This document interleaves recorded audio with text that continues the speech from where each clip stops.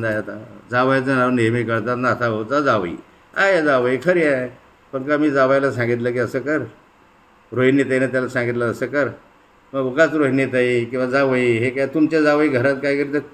तुमचा मुलगा घराच्या बाहेर गेल्यानंतर काय करतो हे तुम्हाला समजतं का? दारू पितो करतो का ड्रग घेतो? बाहेर गेल्यावर कोण काय करतो हा त्याचा पर्सनल प्रश्न आहे. हो, विरोधी पक्षाचं असं म्हणणं आहे की आपण जावयाची बाजू घेऊन बोलत आहात. मी कधीही जावयाची बाजू घेऊन बोललेलो नाही. मी पहिल्या दिवसपासून सांगितलेलं मी जावयाचं समर्थन करणार नाही. हे तर पहिल्या दिवसचा प्रश्न आहे की जावयाचं समर्थन करणार नाही. जर त्याने चूक केली असेल कोर्टामध्ये सिद्ध होईल. पण या संदर्भामध्ये जे काही चाकणकर रुपालीताई बोलत आहे त्याचा काही आधार आहे का?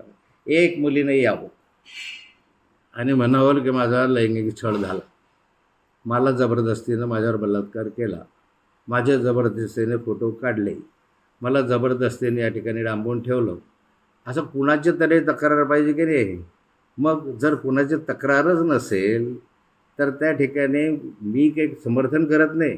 पण कायद्याच्या दृष्टिकोनातनं ते पर्सनल आहे, ते प्रायव्हेट आहे. सहमतीनं जर एखादं झालं असेल तर तुम्ही काय म्हणता? तुम्ही काय सांगू शकता त्याच्यामध्ये? हां, बस जबरदस्ती झालं असेल तर मग ह्या सगळ्या गोष्टी येतात पुढे.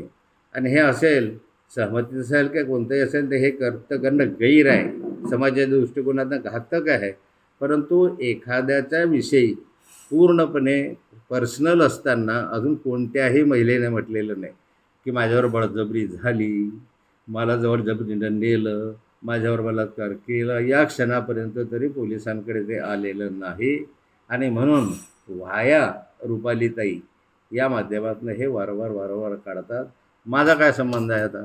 जावयाचं नाव नेहमी कळतात, नाथाभाऊचा जावई आहे. जावई खरी आहे, पण का मी जावयाला सांगितलं की असं कर, रोहिणीताईने त्याला सांगितलं असं कर, मग उगाच रोहिणीताई किंवा जावई हे काय तुमच्या जावई घरात काय करतात?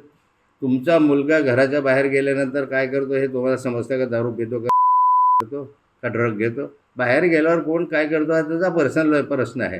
की आम्ही सांगत नाही त्याला बाबा रे तू असं ड्रग घे बरं, पोरींना बोलवून असं करायचं, हे काही नाथाभाऊनं शिकवलेलं नाही आहे. मग उगाच राजकीय कारणासाठी नाथाभाऊला बदनाम करण्यासाठी आणि या ठिकाणी नाथाभाऊचं या हनी ट्रॅपमधून तो लक्ष विचलित करण्यासाठी चाललं आहे. लोढाविषयी काढा ना प्रेस कॉन्फरन्स, नाशिकच्या याच्याविषयी काढा ना प्रेस कॉन्फरन्स. लोढाच्या अनेक शिडी, गिरीश महाजनच्या अनेक शिडी लोढाकडे आहे असं त्याचं म्हणणं आहे. मग त्याचं म्हणणं आहे तर त्या लोढाला बुट मारा ना, असं म्हणणं आहे तर गिरीश महाजनला जोडे मारा, तो लोढा म्हणतो म्हणून. ते करायची हिंमत आहे का तुमच्यात? फक्त तिकडून आलं ना अर्ध्या हळकंडान पिळून. मला तर एका भाजपच्या पदाधिकाऱ्यांनी विचारलं राहायच्या कारण कशासाठी केलं रे आंदोलन? म्हणजे भाऊ मला काही माहीत, चांगला पदाधिकारी बरं तो म्हणे मला अजून काही माहीत नाही भाऊ, भरून आदेशाला केलं.